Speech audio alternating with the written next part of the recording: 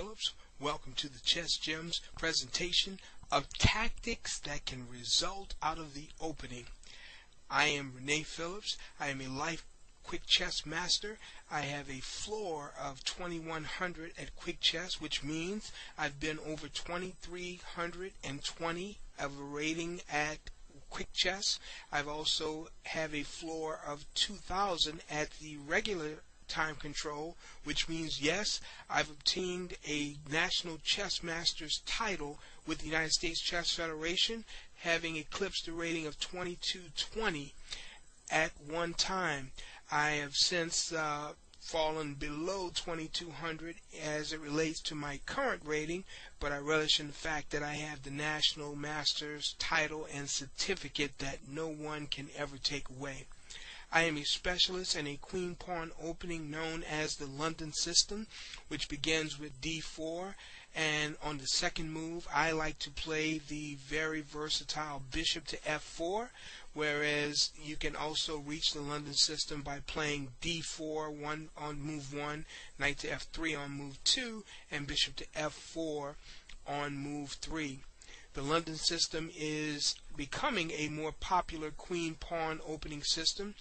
Most notable people who utilize it in tournament play on a regular basis at the top level would be Komsky. In fact, if you look in the USCF Chess Life magazine approximately 2 months ago, there was a game featured between Komsky and Topalov where Komsky utilized the London system. The game resulted in a draw, but nevertheless Komsky has utilized the London system as one of his pet weapons when he really needs a win. I've had the opportunity and the privilege of beating several grandmasters, international masters, and FIDE masters utilizing this seemingly passive opening system with white. And as with most queen pawn openings, they have the feel of being ultra positional and ultra passive, but they are latent with quick knockout kill potential. And I just want to look at a miniature tonight and discuss some of the aspects of the London system. Here we will start with d4. Black responds with d5. White will play bishop to f4. And the reason I love this move on the second move and the option of playing it and reserving the option of playing knight to f3 is bishop to f4 on the second move is so flexible. Typically, the London system has been utilized as a queen pawn system to thwart the potential and the attacking and aggressive setups that come with most of the King's Indian, Nimzo Indian, Queen's Indian, and Grunfeld Indian setups. Here, black plays pawn to e6, and right away it seems as though black is attempting to play a super solid setup. Ideas for black that result from this kind of opening: black may want to follow up with knight to f6, bishop to e7, and c5, hitting at the center. Black can also respond on the third move with f5 and then knight to f6, creating kind of a stonewall Dutch setup. But our objective here is to show some of the latent quick strike potential of the London system. So here, black plays knight to f6. White will play knight to f3, knights before bishops. And while we have positions where black plays bishop to e7 and castles and then plays c5 later on, tonight we will look at a game or a miniature and an attempt by black to thwart the power of the bishop at f4 by contesting the range of the bishop, playing bishop to d6, giving white the option of either capturing on d6, where black retains the option of playing queen takes d6, or the surprising c pawn takes d6. Even though black's pawns are doubled, the pawn at d6 prevents any entry by white's knight to e5. Also, black, for the compensation of having two doubled pawns, will have an open c file that he can generate pressure down once the rook comes to c8. But I love to play the following move as opposed to playing bishop takes bishop and easing black's game by the exchange of pieces. I prefer to play bishop to g3 and allowing black, if he wants to capture and open the rook file, I'll leave that up to him, and I'll allow exchanges that I will allow exchanges whereby the resulting position will favor me. This resulting position favors white, I believe, because of the open rook file. And if black should elect to castle on that file, he's castled into the file. So I prefer to play bishop to g3 and give black the option of developing my attacking position. Well, usually here black will attack the center with c5, which is typical in black setups against queen pawn openings. And here with the London system, this particular move is so easy because white just bolsters the center and bolsters d4 with the pawn on c3. If black captures, I have the option of recapturing with the e pawn and having an open e file, or I can keep things flexible and keep the game with a Queen's Gambit type flavor exchange variation by playing c pawn takes on d4, and here again I would be able to contest the open c file by placing a rook there after playing knight to c3. But black usually at this juncture will add additional pressure to the d4 juncture by playing knight to c6. I would respond by completing my development on the queen side.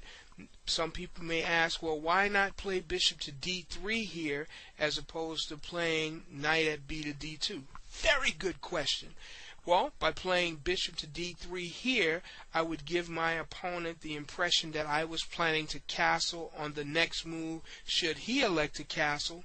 But remember, my objective here in this opening, by playing the London system, I have many pet lines that have resulted from thousands of games against opposition that was both superior in terms of grandmasters and international masters, and I have scores of experience from games that I played against lesser opposition.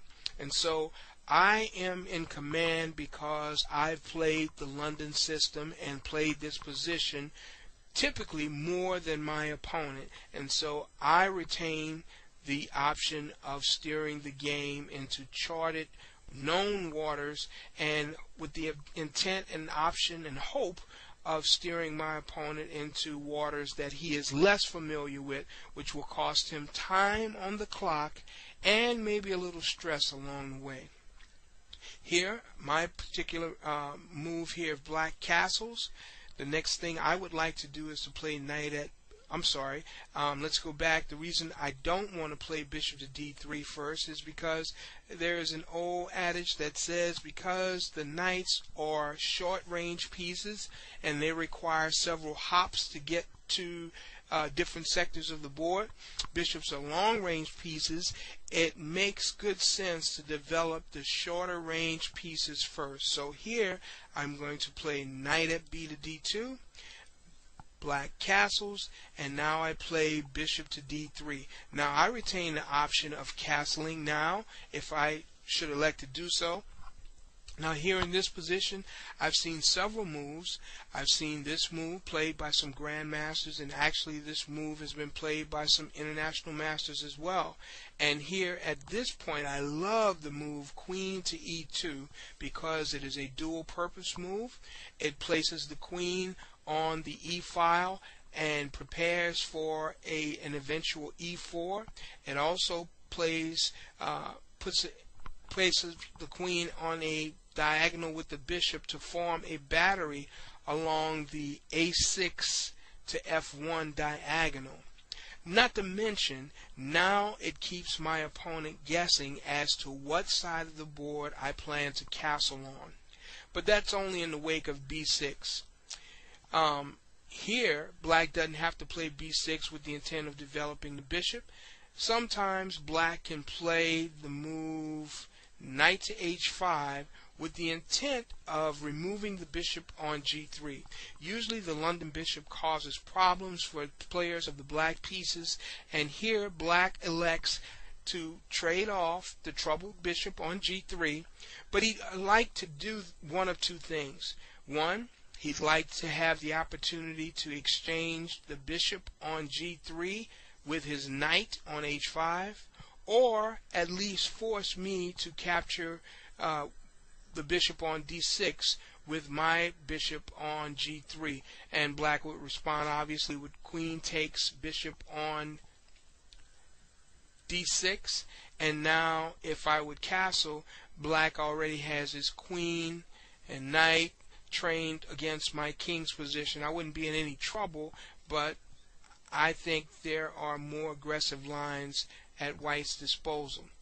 Knight to h5 is really just not a good move. Even though I understand the rationale behind knight to h5, it allows a very beautiful tactic. Now we are still in the opening. Characteristically, the opening is the part of the game where you attempt to develop your pieces, and both sides, once pieces are developed on both king and queen side and both players have castled, typically the middle game begins. But as we can see here, black still has two queen side pieces, the bishop on c8 and the rook on a8, that have not been developed despite being castled. And despite the fact that white has developed his queen side and his minor pieces, since he's not castled, the game is still in the opening stage. And here, after knight to h5, white has a lightning bolt move that brings this game to a short close. After knight to e5, there is a discovered attack on the knight on h5. There is also a real beautiful tactic that results if black plays knight back to f6, white will follow with f4, and we have the ultimate stonewall position with the white pieces, and we have the plus of not having the bishop blocked in at c1 where it would be typically, but it is outside the pawn wall and pawn chain, and on g3 where it can later go to h4 and add additional support to any king side attacks. But here, now that black sees that he is about to suffer great casualties and great losses, says, let me minimize my losses, do some damage control, I'll just get rid of the knight and play knight takes g3. Now here, if I recapture with pawn takes g3, black can close things up by playing h6. Even though I'd still have a nice attack, he can actually close the position with g6 and maybe play f5 later. But there is a move here that prevents black from playing either of the two moves. And this is a beautiful technique known as the intermezzo, Zweisenzug, or the in-between move. Yes, I must recapture material on g3 or I go a piece down, but before I capture and recapture on g3, can you find an in-between move that draws black's king out into the fire? In fact, not only out into the fire, drags him out into the battlefield, from which he will never ever be able to return home safely. And when he does go home, he will not return home unscathed. He'll be missing a leg or arm, or possibly both legs and both arms, and will not live long. Can you see it? Yes, you're right. Bishop takes h7 check, drawing the king onto the battlefield. Now the king takes. We recapture the knight on g3, opening the file, discovered check against the king. The king has to retreat back to g8, and now queen to h5 draws the curtain on this epic saga. There is no way black can resist and refute the checkmate in two moves. If he plays f6, which does absolutely nothing, there is a mate at h7, or there is even a mate at h8, because the knight covers the f7 square, g6 square, and the rook protects the queen. Let's say, what if black attempts to play g6? Well, there's still mate at h7. There's still mate at h8. There is no escape. The only thing that black can do is to stave off mate one move by playing queen to h4. Then after rook takes on h4, mate is inevitable on h7 or h8. In fact, if black plays rook to d8 with the intent of trying to escape, queen to h8 is mate.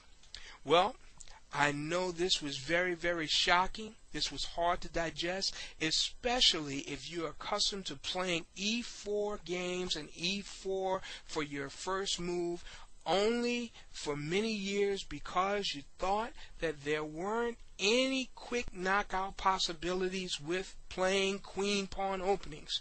Well, hopefully tonight we've dispelled that rumor, and hopefully you'll tune in again next time, where we will show you more tactics that can result from queen pawn openings. I'm your host, Rene Phillips. We've had a great time. I hope you've had a great time. Look forward to seeing you soon. Stop by the Chess Gem, www.chessgem.com. Please drop us a line, and we will see you soon. Thank you.